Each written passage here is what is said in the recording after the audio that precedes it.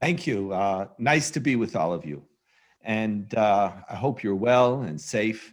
And you gave me an interesting title, The Challenges of Jewish Education, or the Goals of Jewish Education. The goals are unending and the challenges are unending. The goal of Jewish education,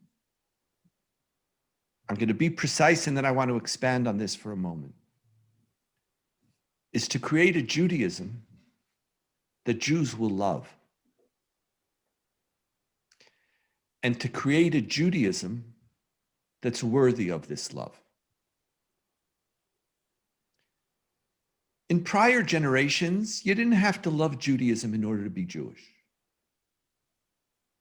You were stuck being Jewish. There weren't other places to go. The goal of Jewish education was they used to speak about Jewish continuity. Did you ever hear that term? Hemshechiyut, continuity. Such a strange word. Like continuity? Yeah. Our job is to make sure we were the first and that we'll be the last by the time the Mashiach comes. Like, that's it? Like, so that's the sum total of your goal? Like, we are going to continue. We were, we are, and we will be. Who we're going to be? Lo mishaneh. We're just going to be. The Jews will continue forever because Jews were stuck. Where were you going to go? Where were you going to be? Conversion outside, even if it's tempting, is never a natural phenomenon. It's not. Especially when the outside hates you. It's okay in the times of a pogrom, maybe, or you'll be a Marano, I'll fake it, I'll pretend. But in reality, where was a Jew going to be? Our whole identity was we were defined by the outside world as the outsider. And when someone's an outsider, Jewish education could be mediocre. I don't want to speak for Mexico, but I know your remarkable numbers are truly unparalleled. I don't think anywhere in the Jewish world comes even close to your percentages. But in the United States and Canada, the most pervasive, oh, and by the way, if there's something you don't understand, just quickly go like this, because if my language, tell me, Donniel, could you say it again, please? I love hearing myself talk, but still I do have some goal to be understood. So please stop me, and that's okay. The most pervasive Jewish educational experience for North American Jews, is Mexico part of North America or Central? North. Okay, so now I have to change. The most Ventes. for the United States and Canada is Hebrew school. Hebrew school, afternoon school and Sunday school, not like you, day schools. Now, the one continuous permanent feature of afternoon school, Sunday school education is that everybody who goes there hates it. In normal Jewish life, the more Jewish education you get, the more Jewish you feel, with one exception, Sunday school. There, the more you go, the less you care about Judaism. Now, you all know about Shalom? You've heard about Shalom? Yeah? That's Shalom. Like, what type of insane people are going to perpetuate a failed Jewish educational experience? Yeah, that's crazy. Why? Because they don't worry about Jewish continuity, or they only care. Here it is. Okay, go. I remember I was by my first cousin's house, and his wife. It was on a Sunday, and the kids said, "Oh, I don't want to go." And she said to her kids, "You're going to go."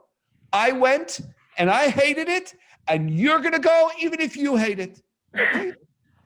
That's very inspiring. You know, like, okay, because like Jewish Sunday school is an educational program created for Jews who have nowhere else to go. They're not going to leave. Our first challenge today is, how do we create a Judaism that Jews will love? Because Jews could leave. There isn't, and again, I'm being very careful. I don't want to speak for Mexico because, whatever I'm saying that's irrelevant to Mexico, just change it because I don't know. I can't claim to know. But for a large part of Jewish life, the non-Jews don't hate us enough to keep us Jewish.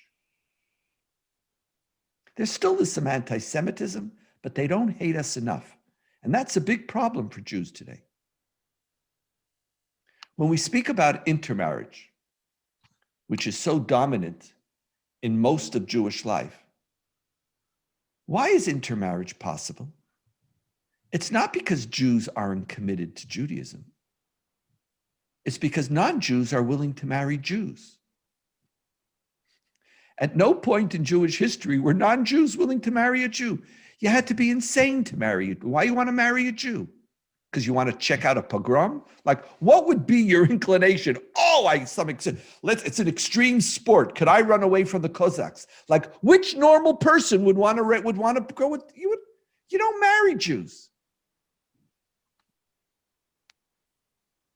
Today, in a deep sense, most of Jews today in the world are Jews by choice, even if they're born Jewish. And therefore, the minimum is how do we create a Jewish experience that will enable Jews to love Judaism? But there's another side. There's another side. Let's say we can get them to love Judaism. What is the Judaism that they love? Our tradition never spoke in one voice. Never did. It always spoke in multiple voices. Is Judaism going to stand for the best of what humanity could stand for? What is it that we're going to teach our children? Which chapters, which voices, which theories, which opinions? Anybody who tells you Judaism says, leave the room as fast as you can because they're lying. There is no such thing. They're an Amaretz.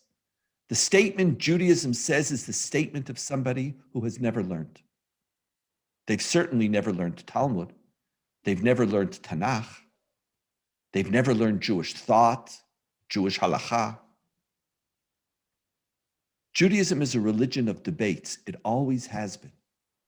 Always has been.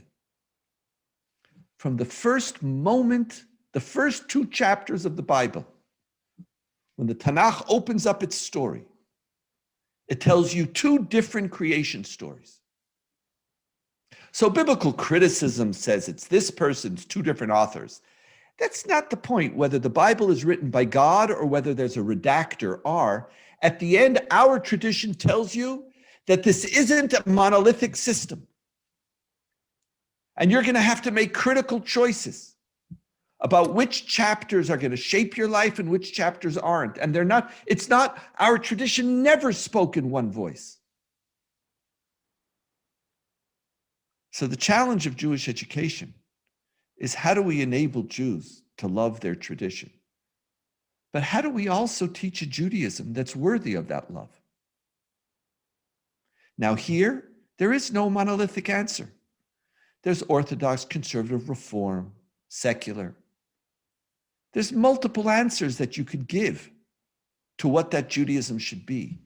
But what every teacher the responsibility that you have is both to enable a tradition that can be loved and to choose and to represent a tradition that deserves that love.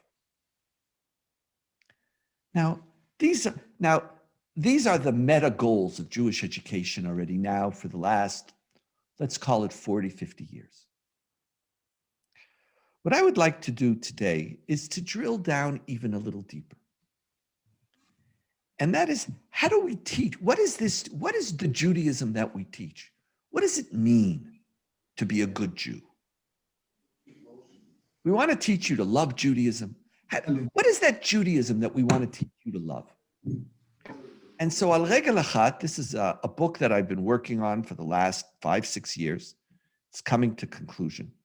I'd like to try to answer the question, what is the Jew that we want to educate towards? Who are these Jews? Who is it? And how is this a Judaism that somebody could love? So that's the question that I want to deal with today.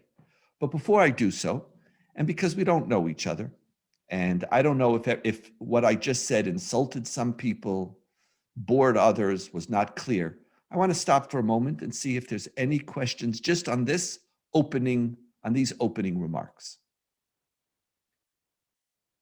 And if you want to ask a question, unmute yourself, and that way I could see that you want to ask a question.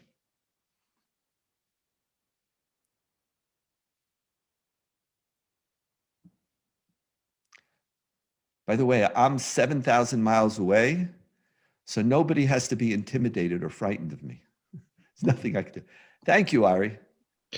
Donniel, thank you very much for your explanation. It sounds so obvious what you're saying of having the teachers make their students love the teachings of Judaism or the tradition of Judaism. It sounds so obvious. I believe that when you're saying you're going to be drilling down, you're going to explain a little bit more in detail how we can do that, because that's the work of the Jewish schools when the Jewish schools are really doing the effort to become Jewish schools. That's the effort that needs to be done. Yes. Now, actually, and I appreciate that very much, but I'm on purpose not going to go into methodologies. And here, this is, you know how the Jewish world needs lots of different types of people and different educational institutions. The place that the Hartman Institute plays, and the place that I feel competent, is how do we teach ideas that students could love? But there's a lot of other things. There's songs, there's culture, there's pedagogy, there's experiential, there's formal and informal. As a teacher, you have to embody many things depending on the age group that you teach. One might be more dominant than the next, but also dependent on your skill set and on where you're asked to teach. So I'm actually going to try to answer my chutzpah question by ignoring methodology. My personal job in life, and you pick the job that you hope you were competent in, even though I was picked for my job at the age of 3. So I'm like, I didn't get my job on the basis of competency, I inherited it. Hopefully I've learned hopefully I'm getting good at it now soon. By the time I retire, maybe I'll get it down pat. But the part of that story, and the story that the Hartman Institute plays, is how do we win the battle of ideas? Now, I know that alone is not going to be enough. But I believe if we don't win the battle of ideas, all the rest won't be enough either. You have to have Judaism as a way of life. You have to have culture. You have to have mitzvot. You have to have rituals. You have to have song. You have to ask. Very often, a charismatic teacher could teach anything. Depends on who you are. I want to focus on the ideas. And can we tell a story that's compelling?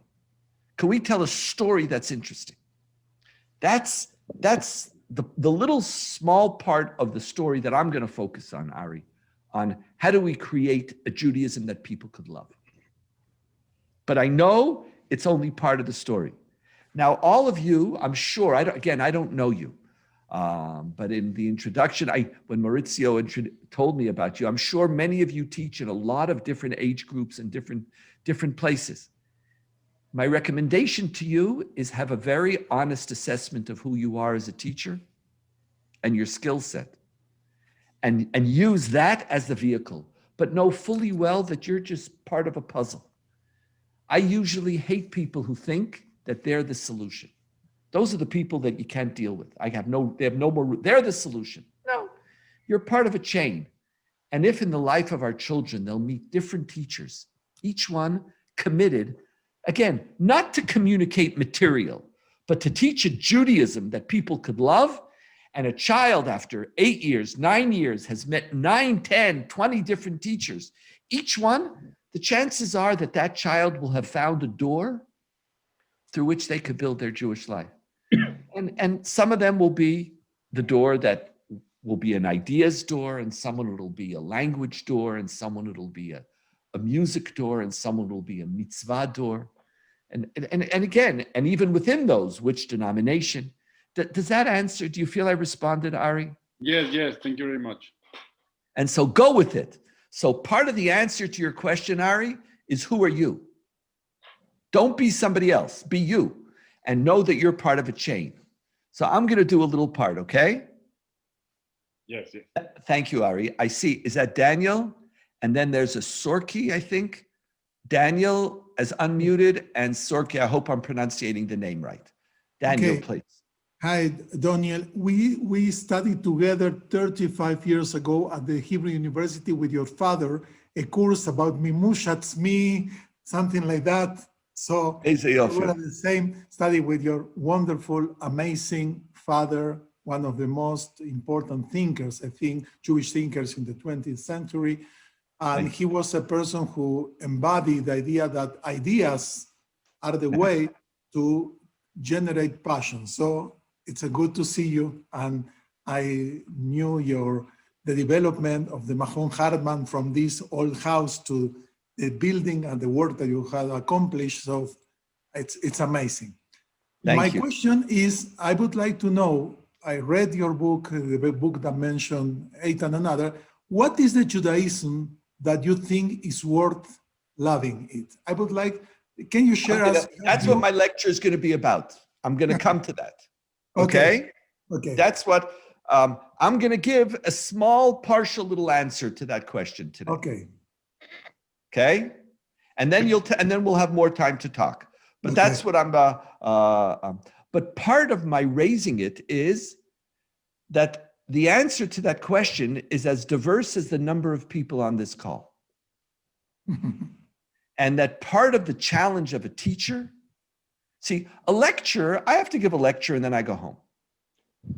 Your job is to listen to different lecturers, but at the end, to come up with your answer to that question. And that to be a Jewish teacher is to have your take.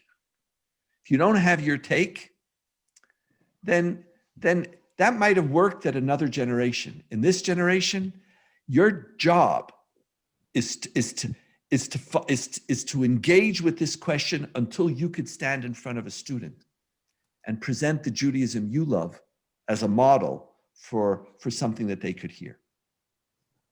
It's not about competency. It's not about curriculum. You're not teaching a subject, math. You're teaching an identity. And identity involves love and commitment. So I'm going to give you one little part of that, hopefully in a few minutes. Okay, Daniel? Sorki, am I pronouncing? Yes, please. Okay, Sorke, no Sorki. Sorke. I made you Swedish. Okay, Sorke. Okay, thank you. I know this is not a group therapy, and I want to complain a little bit, but you said this is a very big challenge for teachers, a very big responsibility about identity for the children. No? It sounds like it's our responsibility, but I think it's the parents' responsibility first, because we fight against the parents' messages. If I'd rather have computer and English instead of Hebrew and Judaism, it's very hard for us, and we are very compromised to Judaism, and we love Judaism, but it's a very difficult battle against parents, modern parents. So this kind of conversation has to get to the parents, because I've heard Ari, Sadia, and he's a father. But talking from this side as a teacher, it's very, very hard, and it's unfair that huge responsibility is ours. Great. We are helpers, we are guides, we Right. are shutafim. Okay. Great question. See, it is your responsibility, Sorke. I believe it is. I didn't say it's only your responsibility. But because it's not only yours, doesn't mean it's not yours. I was raised, again, when I was told at the age of 3 that I was going to be my father's successor, I was done that because I was his oldest son. That's all that was necessary. I was born into this. My father told me, Donniel, you're responsible. And my whole life, I've lived that I'm responsible. I haven't slept a quiet sleep in over 20 years. Because every day I get up and I ask myself, what could I do to help the Jewish people? Because Donniel, you're responsible. I live that way. Now, it is not fair, but it is it's hard, but it's also a very meaningful life, Sorke. We're fighting the fight, of course. If everybody else was doing it, at least in theory, in our tradition, you didn't need Jewish educators because parents were supposed to be the Jewish educators. The father or the mother is supposed to teach their children Torah. But we're the shaliach of the parents. But here comes the really strange thing. We're their shaliach, and they're not committed to what they make us as a shaliach to be. You know, they send it, they pay tuition, and I know. Okay, that just made our job harder. So we have to work harder. Who said it's fair? Who said it's fair? Life's not fair. Anybody who told you it is, it's not. You could have done a lot of things, Sorke. I don't know you, but I read bodies. I read bodies, I listen to language. You're a highly intelligent, charismatic person. You could have done a lot of things in your life. A lot of things. You chose this job. You could have done a lot of other things. Okay, so welcome. Welcome to the responsibility. That's what it is. And nobody who's responsible ever asks who else is with me. You get up in the morning and you do everything that you're supposed to. And you do the best you can. And by the way, you're going to fail. And so am I. You're going to fail. We're not going to fulfill our mission. The question is how close we get. And how close we get to passing this on to the next generation who's going to take it next step further. You want more than that? We're never going to get there. There's some people who have this messianic complex. They don't interest me. There isn't. You're going to fail. I know I'm going to fail. But a life worth living is never judged by the success, but by the depth of the mission and the value of the mission. That's what makes a life worth living. So we're going to fight parents. So what are we going to do? We're going to kvetch. Is that going to help anything? So let's make you want to talk this therapy? Great. Let's sit down and we'll kvetch for an hour. And by the way, Eitan, Maurizio, I think it's very important. Part of the purpose of this is we should kvetch together, because the reason why we should kvetch together, it's not a waste of time, is because we feel very lonely. It's lonely. And we get hit and we get beaten down. So it's critical that as teachers, we be our best friends to each other. We're each other's best friends. We're our support group. But then you get up and you go. And if you want to be a Jewish educator, that means you're fighting. It's true. You're fighting parents. But most importantly, you're fighting mediocrity. Excellence in science, in Judaism, media, fight it. And then at the end of your life, you'll look back and say, did I live a life which was worth living? And you'll say yes. And that's okay. You want more than that? Can't give it to you. But that's what we got, Sorke. So I appreciate it. And I recommend that you kvetch together from time to time. It's very important. But then get up after you kvetch, and we have a lot of work to do. Is that okay, Sorke? Thank you. That was inspiring. Thank you. I don't know if it's inspiring, it's lonely, but it's okay. That's the destiny you've chosen. Maya Shalom. We have nothing else. Okay? Thank you. Anybody else have any other questions or comments? Really, thank you for up till now. Anybody else? I'm looking. Second screen. Nobody. So now let's begin. I want to share with you. I've been. By the way, everything that I teach, it just reflects personal questions and personal journeys that I'm on. My whole life, I've been trying to figure out who are the Jews and what is it that what are we trying to do here? What does it mean to be Jewish? And what is this type of Judaism that I want people to love? And over time, I realized that one of the interesting features of our tradition is that there's a core conflict or a core duality embedded within Jewishness, which Judaism teaches us. And it's that story that I want to tell you. It's the story of this duality. I call it, in this book that I'm writing, the Judaism of being and the Judaism of becoming. Two types of Judaisms. One defines Jewishness by who you are and not by what you do or what you believe. And the second defines Judaism not by who you are, by what you do and by what you want to become. And my argument is that the essential story of Judaism involves a synthesis of these two stories. And our challenge as educators is how do we communicate each one of them? And when one gets ignored, something essential in Judaism gets lost. So let's tell that story together, okay? The story begins in one of the strangest chapters in the Bible. Now, there's a lot of strange chapters in the Bible, but we're going to learn one of them. And this comes from the book of Nehemiah, chapter 9. Now, we're going to start by me being very proud of myself, and we're going to see if I could, at the age of 62, if I could learn how to share a screen. Just one second. You see, everything is possible. Everything is possible, okay?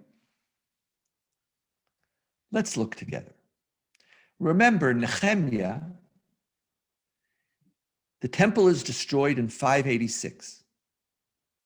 70 years later, 516, about 30,000 Jews come back, led by Ezra. Within somewhere in the year 400 or so, 480, 90, Nehemiah tells the story of the Jewish people. Nehemiah is basically one of the last voices in the Tanakh. He looks back, and in chapter 9, he gives a bird's view, eye view of the of the whole Tanakh. He says, "What's the story of the Jews?" Okay, and we're going to look. Now you should have it's here. You should have the source. I'm going to read it in English, but there's also Hebrew for any of you who want to follow it there. And I'm going to jump around. Ezra said, Nehemiah speaking and reporting what Ezra said. And by the way, this emphasis is mine. You are the Lord. You're alone. You made heaven, the heaven of heavens. You've given life. Verse 7, you are the Lord God who chose Abraham and brought him out of Ur Kasdim. You found his heart faithful before you.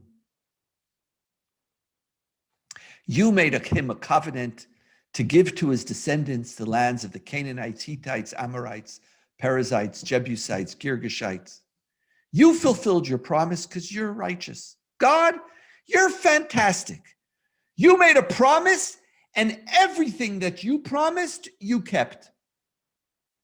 In this covenant in which you turned, whatever God you promised to do, you did. You promised it to us. You saw the distress in Egypt. You performed signs and wonders. You knew everything. You made a name for yourself. You divided the sea in verse 11, and they passed through it. You led them by day, by night. Everything. You came down at Mount Sinai. You spoke to them from heaven. You made known the holy Shabbat. You gave us commandments. You gave us manna from heaven. What? You, God, Atah, are unbelievable.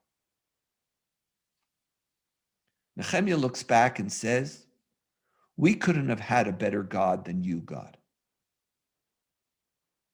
We won the lottery because you, God, did everything that you promised. But what's remarkable is that Nehemiah juxtaposes you with they. Who's they? They are the Jewish people. So God does everything. The Yesh Brit is supposed to be two sides. God, you did everything. But they and our ancestors, they acted presumptuously, stiffened their necks, and did not obey your commandments.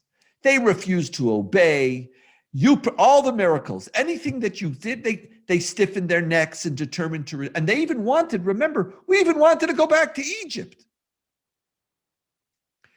Basically, we reciprocated God's loyalty with rebellion.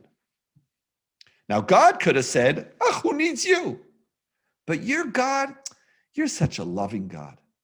But you were willing to forgive us, and you didn't leave us alone. And even when we built a golden calf, and you came back, and with your great mercies, you didn't forsake us, and you forgave us, and you did whatever you did, you kept on. For 40 years, you sustained them in the wilderness, even though they made your life miserable. And then you brought us into the land of Israel, and you gave kingdoms, and you multiplied their descendants as the stars of heaven, and you brought them to the land. You did everything that you were supposed to do. You gave us the land of Eretz Canaan, Eretz Zavat Chalav Udvash. But what happened? We ate, Vayishman, Yeshurun, Vayivat. We ate, and we became fat. And what did we do? They became disobedient again and rebelled against you. And they committed great blasphemies. And then what did you do? You said, enough. So you punished them. You gave them into the hands of your enemies. But when we cried out, what did you do? You didn't say, leave it. This is, okay, I forgive you. And then you saved them. And after you saved them, what did they do? We again rebelled. This is the whole story of Shoftim. We rebelled over and over, and you warned them over it, but we kept on becoming presumptuously, not obeying your commandments.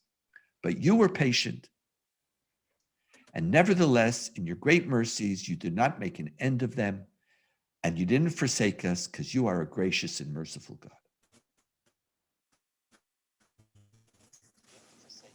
What's the story that Nehemiah is telling? It's actually a very depressing story. You can basically, according to Nehemiah, summarize the whole Tanakh kacha. Vayomer Hashem and Moshe lemor, daber et bnei Yisrael v'amarte lehem. And God spoke to Moses, saying, speak unto the children of Israel and say unto them, do A, B, C, and D. Vayomru bnei Yisrael el Moshe, and bnei Israel said to Moshe, speak unto God and say to God, no. With the exception of maybe 10 chapters in the whole Bible, that's the Bible. That's the story. That's the way Nehemiah reads it, and if you look at the Tanakh, you'll actually see it. God says, "Vaitem li mamlechet kohanim v'goy kadosh," and what do? We build a golden calf. Nehemiah says there's a huge imbalance between God and the Jewish people. Now, how do we understand Nehemiah? Now, Nehemiah, when he was writing this, was criticizing the Jewish people. He was saying, we failed. And what he's basically saying is, we the Jews of Ezra's period, we're going to be the first Jews who get it right. There was exile, but now we've come back and we're going to rebuild the story. We're going to tell a new story about the Jewish people.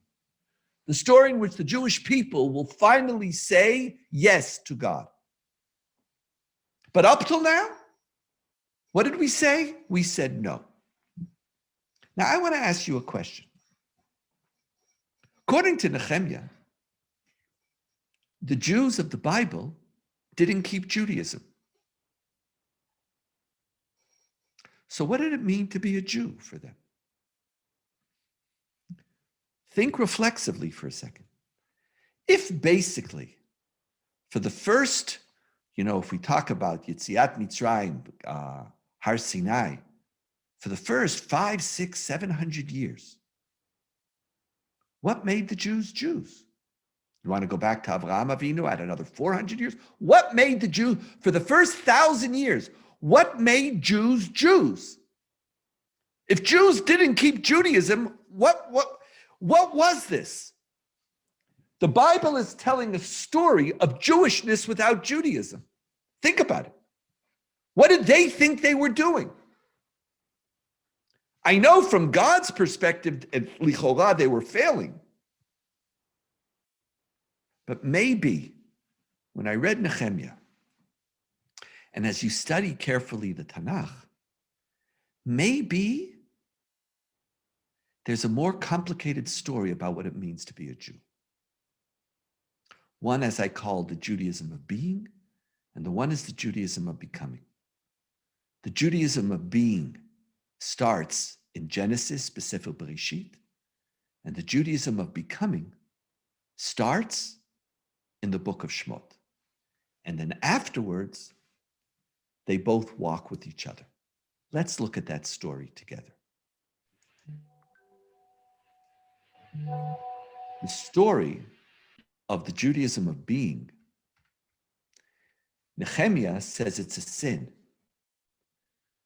But I believe it's not a sin. It's actually the first covenant that God makes with the Jewish people.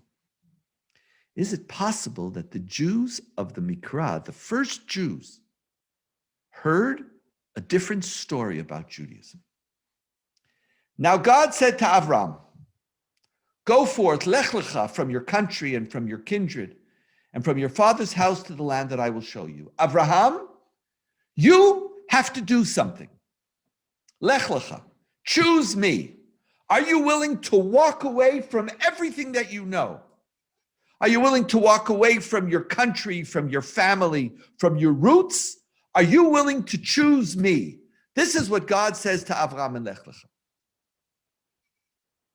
But if you do that, I will make of you a great nation. God basically says, if you listen to me, I'm willing to commit myself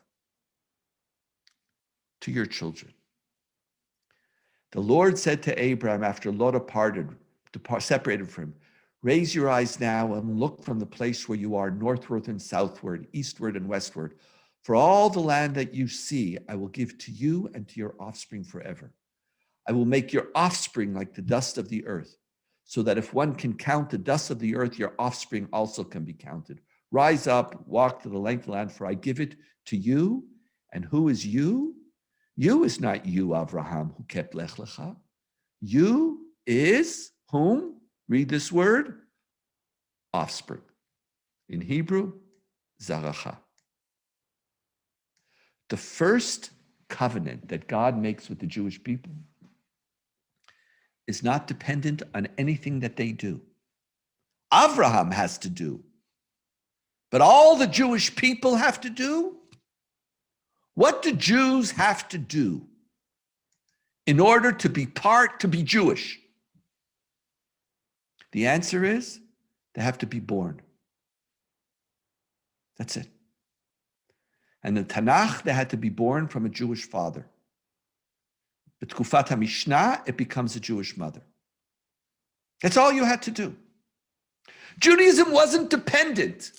There was no such thing as a good Jew or a bad Jew. In the covenant of being, which is taught in the book of Breshit, there is no mitzvah. There are no mitzvot, almost none. Even Brit Milah is an ot brit. It's a sign of a covenant which is not dependent on something you do. There is no mitzvot in Sefer Breshit. The most important part of Sefer Breshit is who your parents are. If you're part of the chosen chain, it's a family. To be Jewish, and there's a sense and a unique feature of Judaism very different from Christianity and Islam. You don't have it in either Christianity or Islam. Also not in Buddhism. In which being a Jew is nothing, there's nothing to do with what you believe. It's something deeper. It's an identity of who you are. It's to be part of a family. And if you're part of that family, you are accepted. The first notion of a Jew is there's no such thing as a good Jew and a bad Jew. I want you just to see that. I want you to hear that. Jewishness is to belong. It's not to do. Let me say that again. Jewishness is to belong. It's not to do. And that's why this remarkable text, which comes from one of the great poskim of the 20th century, Rabbi Eliezer Waldenberg, who was the Av Beit Din of the court in Jerusalem in the 60s. Shutzitz Eliezer, he tells the following story. A case came before me regarding a woman, the daughter of Jewish parents, who submitted a request to the court to allow her to return to the fold of Judaism. In front of the court, she explained that she converted to Christianity in the Anglican Church, and as a result of wanting to marry someone who belonged to the Anglicans, now she expressed complete remorse over her actions, and she wants to come back. The woman, the case comes before the court and says, here it is, I was a Jew, I converted to Christianity, and now I want to convert back to Judaism. And Rabbi Waldenberg turns her down. He refuses to convert her back to Judaism. Why? Because he says, it's obvious and simple that according to Jewish law, a Jew is in no way capable of freeing him or herself from the bonds of the Torah. A Jew's fundamental connection to the Jewish people is found in the fact that he was born to Jewish parents, more accurately, a Jewish mother. It is therefore, listen carefully, this is the only religious tradition which could say this. It is therefore a central principle of our religion and our holy Torah that no one of the offspring of Jacob can escape from it, whether voluntarily or involuntarily. Against his will, a Jew remains a Jew. Now, it's not against his will because we're a minority. You could always leave. But from the perspective of Judaism, you're always a Jew. It is therefore simple and clear that the conversion to a different religion of this woman who wants to return is something that never happened. She never left. Why won't I convert you back? Because I don't need to convert you back because you never left. You never left. And her return to Judaism is like the return of a daughter to her mother. One deep part of Jewishness is to belong to a family and belong to a people. Now, this is not a factual statement. You know, we are the stories we tell ourselves about ourselves. Judaism is not a race. We are a family. People could convert and marry in. Many Jews also married non-Jews and the children became Jewish. But we choose to see each other as a family. To see each other as connected. It's like, I don't know if, I travel with a kippah. That's the way I travel. Now, if any of you ever travel, if you want to, put on a kippah and go travel. It's an interesting experience. Or wear a big Jewish star outside. Look Jewish. And when you travel, you're going to invariably meet some people who seem to have a problem with their neck. Like I'm traveling, I'm in the airport, and all of a sudden someone's like this. Like they look like very weird. They're trying to make eye contact with me. We make eye contact. Protocol, the person then does what I call the Jewish nod. The Jewish nod is, it's very subtle, no one else could see it. But when you nod, you have to keep your eye contact. Protocol then requires that I give them back the Jewish nod. Sometimes that's where it ends. Sometimes they come back with, no words are mentioned. I don't want to talk to them. They don't want to talk to me. I'm traveling. We're busy. But they said to me, I saw you. What connects us? Torah, mitzvot, belief in God? That's not, there's something else. There's something else that comes with that history and that past. I remember I was skiing with a friend of mine in Vail, Vermont. And he had a home in Vail, beautiful ski resort. And as you all know, what's better than having a home on a ski resort? Having a friend with a home on a ski resort, right? So he took me skiing, and he was a great skier, and I got pretty good. For a rabbi, I was skiing Black Diamond. I was doing very well. I was a pretty good skier.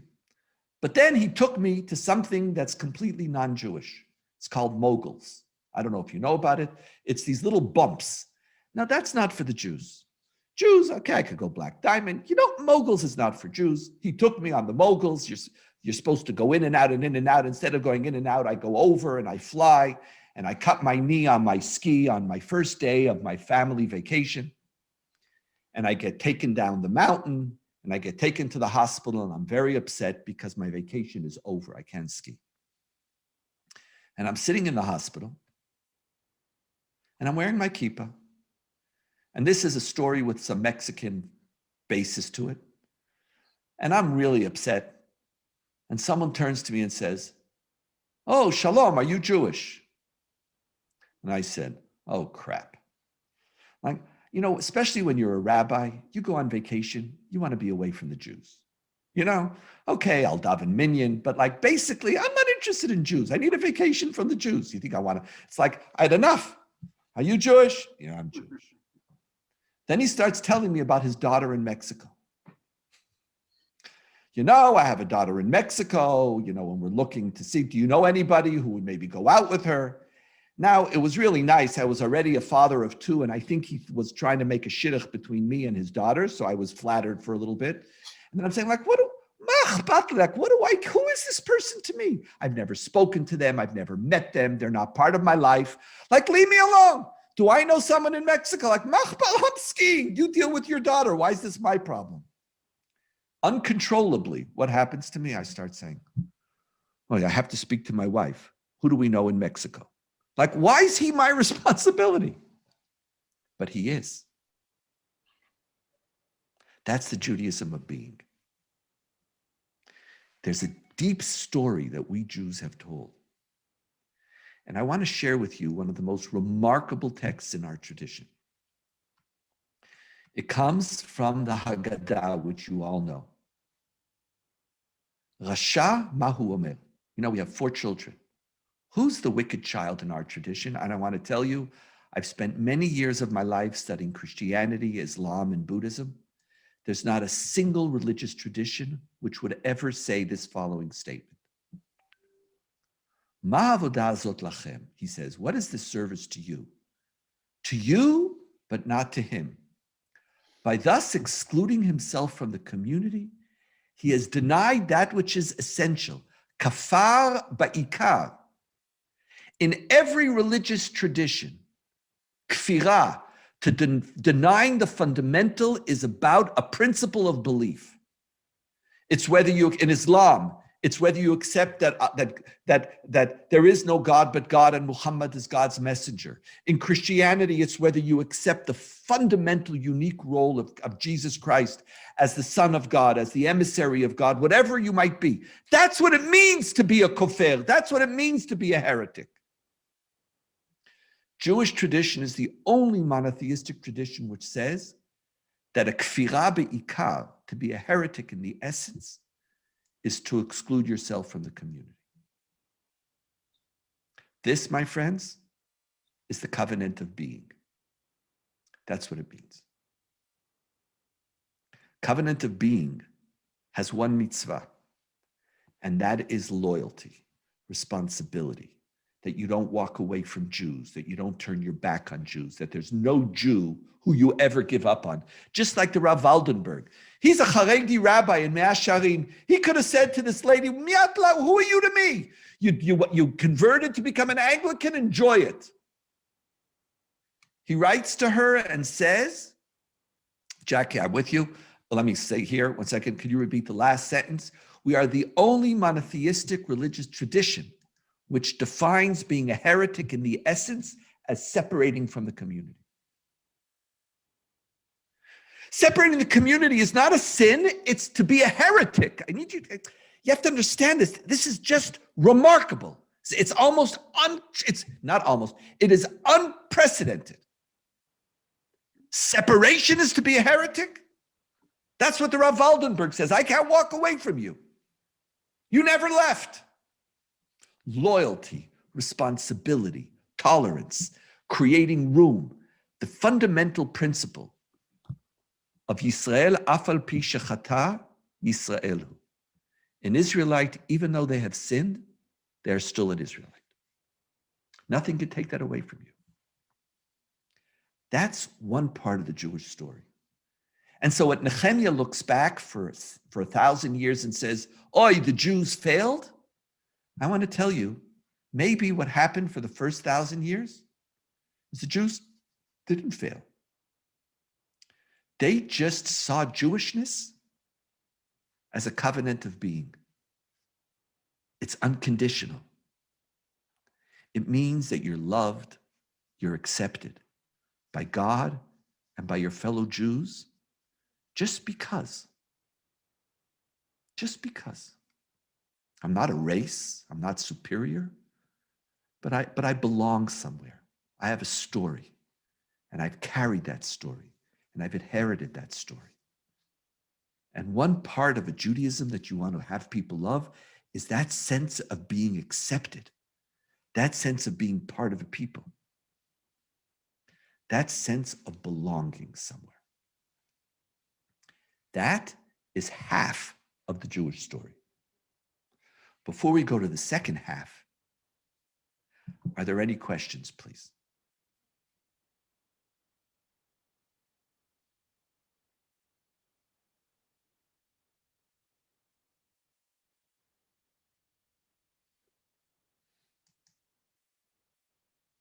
How are you feeling? I get excited about this. I love this. This is like, I'm not teaching you, I'm talking to myself. Any questions? If there are none, I'm going to tell you quickly the second half of the story, and then we're going to leave the last 15 minutes for you, okay? And I apologize. One of the mistakes I always make is I never have enough time for my classes. And by the way, it doesn't matter. If the class was 2 hours, I'd have the same problem. It's just, my time management is a failure. This, Judaism of being, that was the Judaism of Abraham's children. That's the Judaism that the Jewish people went down to Egypt to. And please remember, the Jewish tradition tells us almost nothing about what the Jewish people did in Egypt. We were redeemed not because we were righteous, we were redeemed because of who we were. That's the story. By the way, could I tell you something really important? You can't say no, so I get to say it anyway. But by the way, this is a big deal, okay? I'm going to tell you something that's a real big deal. Might seem strange, but it's a little footnote. Jesus comes to tell human beings that God loves you, right? That sin doesn't distance you from God. Do you know why the Jews never accepted Jesus? Jesus only becomes a messianic figure when Paul goes to Damascus for the non-Jew. Do you know why Jesus never took hold in Judaism? Because Jesus' message is irrelevant for the Jew. I know that God loves me. Jesus' salvation is about telling you that sin doesn't ruin your relationship with God. And as Luther says, in his beautiful book, The Freedom of the Christian, the freedom to believe that I am loved regardless of my failures. It's a beautiful idea. But that idea is the essence of the Judaism of being. Yisrael af al pi shechata Yisraelu. That sense of being loved by God, that no matter what I do, even Nehemiah understood that. So that's just an interesting observation for those of you who are students of other religious traditions. Or at least I thought it was interesting. I enjoyed it. So we'll leave it at that. Now let me tell you the second part of Judaism. Jewish people come down from Egypt, go down to Egypt. They're redeemed because of the Judaism of being, the covenant of being. But then in Vayikra Yud Tet, in Shmot Yud Tet, the whole story changes. Let's look at it together.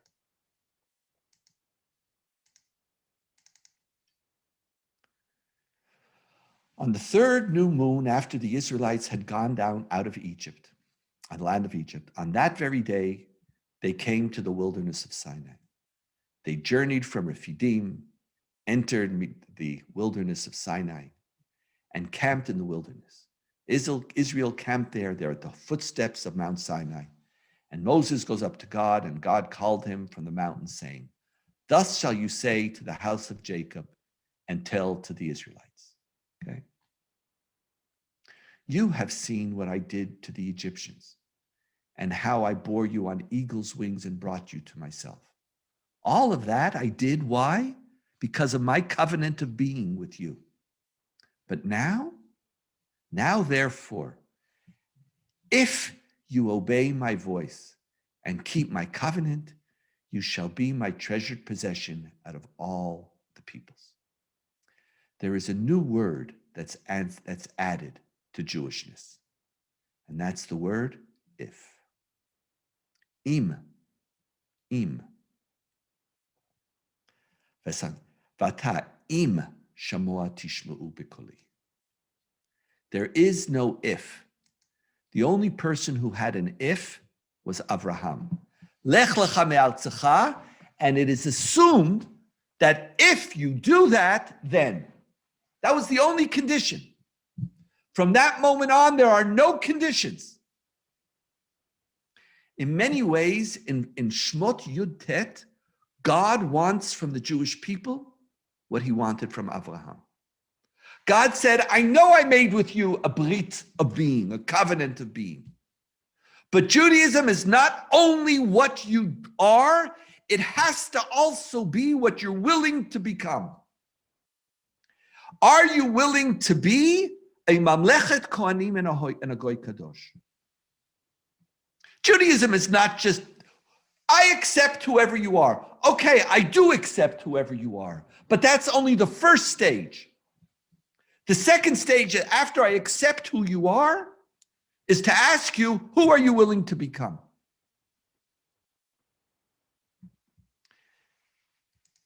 God spoke all these words. This then leads to Aseret HaDibrot, the 10 Commandments. I am the Lord your God who brought you out of the land of Egypt, out of the house of slavery. That's the covenant of being. And at this moment, now comes the covenant of becoming. You shall have no other gods besides me. My witnesses are you, Yeshayahu says, my servants whom I've chosen. Why? Leman teidu v'taminu li, so that you may believe in me. I picked you for a purpose.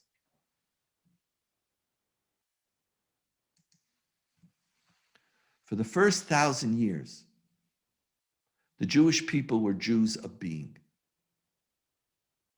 After Breshit, God starts pushing the Jews and says, I also want of you to become Jews of becoming. But the story of the Tanakh is that the Jews basically didn't accept the covenant of becoming. The covenant of becoming was the covenant that God wanted and that the prophets wanted, but the Jews lived the covenant of being. And part of the story is we were always on separate pages. We never got together. And that's why, you know the story of Shir HaShirim, the story of the Song of Songs, which Rabbi Akiva says is Kodesh Kodeshim, the Holy of Holies. What's the story of the Song of Songs? You know, and it's a story of two lovers that afterwards the rabbis say it's the story of God and the Jewish people. But what's the story? There's three parts to Shir HaShirim, to the Song of Songs. The first part is each one of them saying, oh, I have a beloved. He's so beautiful. She's so beautiful. Did you see his nose? Did you see her breasts? What shoulders, what thighs? They're talking, oh, I can't wait to be with my beloved. It's sort of getting nauseous. You're telling them, get a hotel room. You know, it's like enough already. Oh, I can love you so much. I can't wait, blah, blah, blah. Okay, that's the first part of Shir HaShirim. Then there's the middle part is called the knock. The knock. Finally, he knocks on the door. After talking how much she loves him and he loves him, you'd see, oh, she says, who's there? He says, I'm your beloved, is here. So you'd expect her to open the door and blah, blah, and we'd have a happy Hollywood ending and everything would be wonderful, right? That's not Shir HaShirim. She doesn't open the door. What does she say? Pashatiti et ktonti yechal bashenna. She says, I just got undressed. You want me to get dressed now? I'm saying, shmuck, get up, open the door. What's going on here? Crazy. No, it's the wrong time. I don't want. Then she realizes, oi, what did I do? She runs to the door, opens the door, and what does the text say? Dodi chamak va'avar, my beloved ran away. And the end of the book is the same as the beginning. Oh, did you see my beloved? There he is running on the mountains. She's running over there. How beautiful. And what do they never do? There's never another knock, and they never get together. And our tradition says that's the story of God and the Jewish people. That is the story of God and the Jewish people in the Tanakh. It's only in the Second Temple, starting with Nehemiah, Ezra and Nehemiah, but more b'tkufat HaMishnah and b'tkufat HaTalmud, that the Jews start to also accept the covenant of becoming. Slowly at the beginning. Slowly, certain parts. But over time, the covenant of becoming becomes an integral definition of what it means to be a Jew. Now, we could have different notions. How many mitzvot do I have to keep in order to keep the covenant? Do I have to keep all of them? Do I have to keep some of them? What do I need to do? That's not for today. But the story of the Jewish people, after the Torah, after the Tkufat HaMikra, the biblical period, is that to be a Jew meant something, not just who you are, but it meant an aspiration. My job is to repair the world. My job is to be worthy of God's love. My job is, and now under the covenant of becoming for the first time, there is a notion of who is a good Jew and who is a bad Jew. Because there's something that's demanded of you. Now, if Judaism is only the Judaism of being, okay, it's nice. It's nice to belong to a family, but that's not a way of life. That's it. That's all you have. For 3,000 years, we're just a family. Then what do we have to continue for? If all we have is the Judaism of being, what do I need to fight to be a Jew? What do I need to? That's it. So how do I teach it is interesting, but if that's all I'm teaching, is this worthy? But if all I have is the Judaism of becoming, then I have good Jews and bad Jews. And I don't just challenge people to be more. There's also Jews that I'm close to and Jews that I reject. The story of Jewish history is the story of how these two covenants lived with each other. At certain periods in Jewish history, being became dominant. And at other periods, becoming became dominant. So, for example, in the 19th century, in the periods of emancipation, when finally the ghetto walls were broken down and Jews were allowed to be Frenchmen, we could be German, we could be citizens. Jews didn't want the Judaism of becoming, of being. They said, my being, I'm going to be a Frenchman. I'm going to be a German. What's Judaism? Judaism is a religion.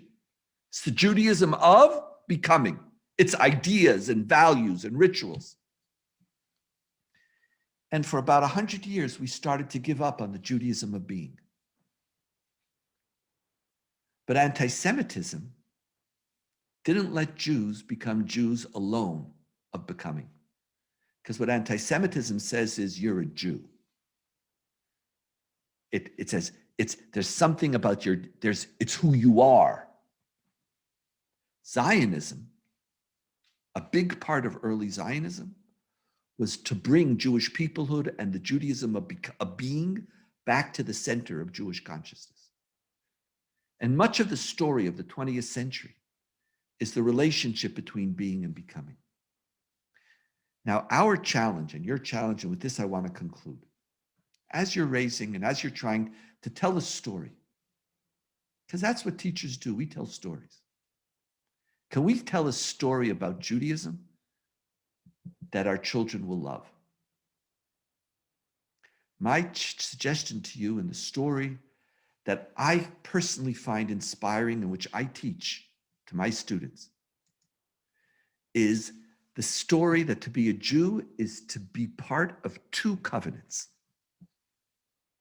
One, it's about your identity, in which you're accepted and loved and welcomed, no matter who you are. You have a past. Everyone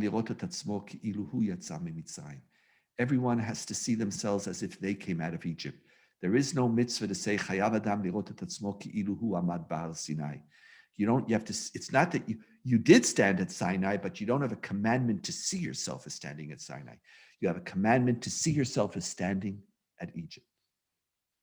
To be a Jew is to teach a story, a 3,000-year-old story, a story of ups and downs and ideas and experiences, successes and failures, and to see yourself as part of that story.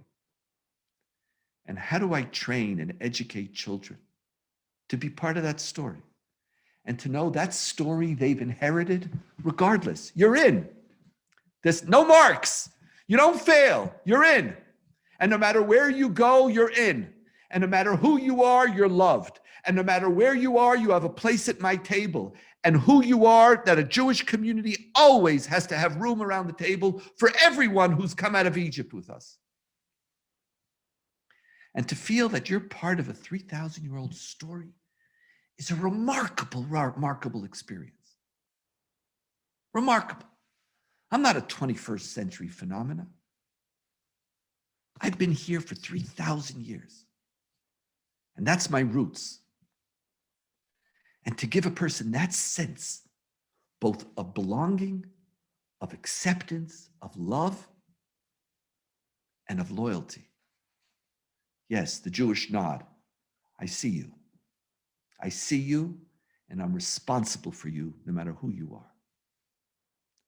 But at the same time, also to say, love is given.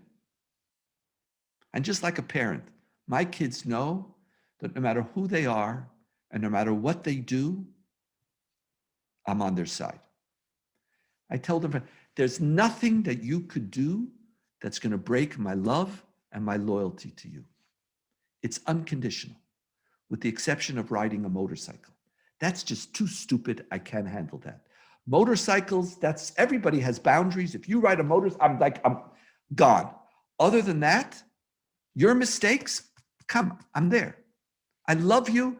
I have your back unconditionally. But at the same time, I believe in you. I believe in you. You are great people, and you could become even greater people. I believe in you.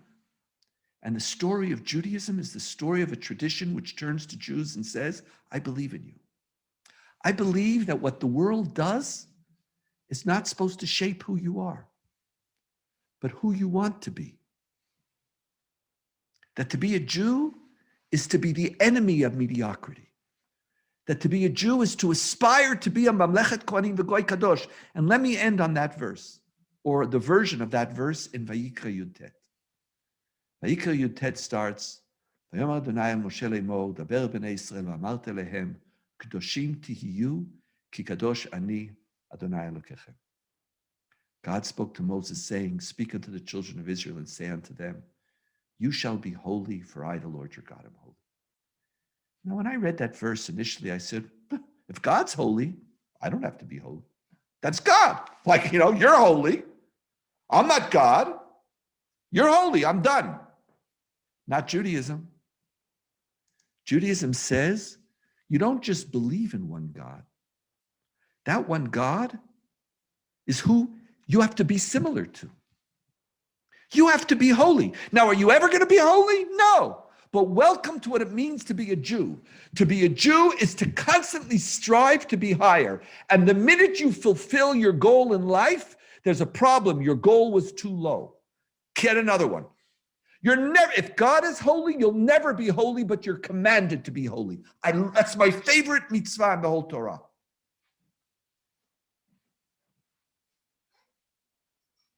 Of course I'm going to fail. But Judaism says march. And the next morning you're going to get up and you're going to march again. And you're going to aspire to be better. And you're going to work harder. And you're never going to stop. Now that alone would make me and my kids would leave me in a second. But if I was only a parent of being, my kids would be schleps. Being and becoming is the story of the Jewish people. And my bracha to you as teachers is that you could teach those stories to your students and excite them. Excite them about being and excite them about becoming. I know that what it means to be a Jew of becoming is for you to shape and for our tradition and the way you understand it. Tell both those stories. In my life and in my experience, when I tell those two stories, we make room for Jews and we inspire Jews. And I believe that we begin the process of creating a tradition that the Jewish people could love, and a tradition that's worthy of that love.